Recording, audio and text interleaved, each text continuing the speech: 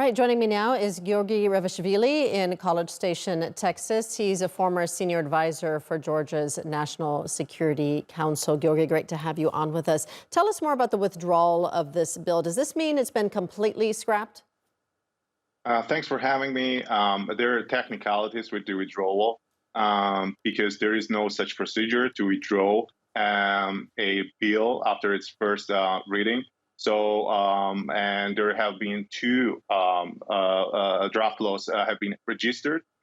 So there is nothing on the second law, but the ruling party announced that they will recall. But there is a certain procedures that has to be taken. So Georgian Dream Party has to take on the second reading to hold a hearing and to recall these draft laws officially. And on the second draft law, they have to sign off officially the initiators, that is an offshoot of Dream Party People's Power. There's former MPs from the ruling party. But in broader sense, it could be a tactical retreat rather than a surrender right now.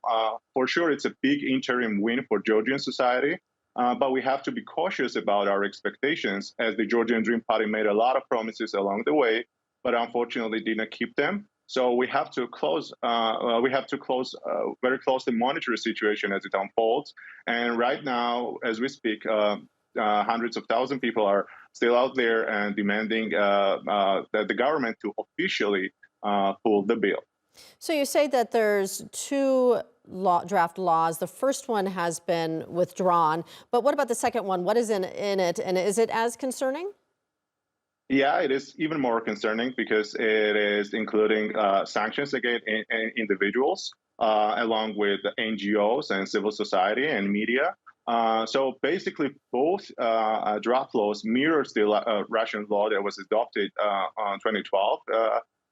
There is on foreign agents. And we have seen developments in Russia in the following years that the Kremlin basically suppressed all the critical voices, including opposition parties, media, and civil society, and a lot of organizations basically left Russia.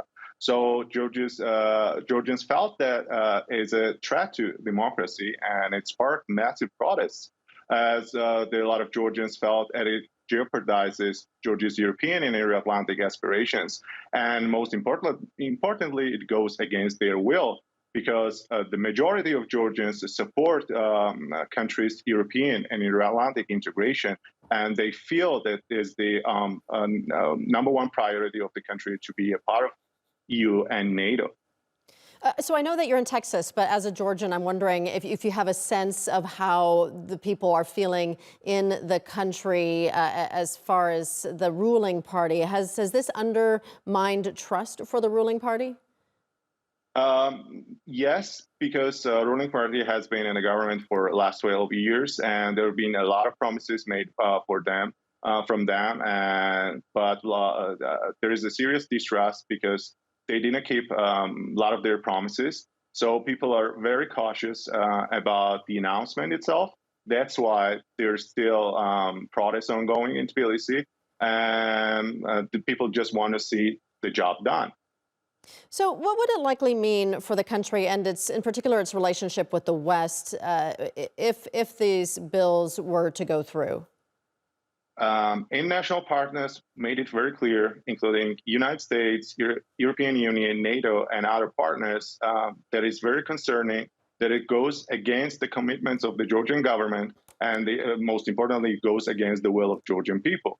So if there was 12 recommendations for Georgia to fulfill, if they wanted to grant a candidate status, as you're well aware, Moldova and Ukraine have been granted candidate status last year, but Georgia only had a perspective. So if you want to translate this perspective into a candidate status, you have to fulfill 12 recommendations proposed by the EU. So EU made it very clear, and other partners as well, that it goes against those commitments and called on Georgian government to fulfill their commitments. Yeah. All right, we'll leave it there. Giorgi Revishvili joining us from College Station, Texas. Thank you. Thank you.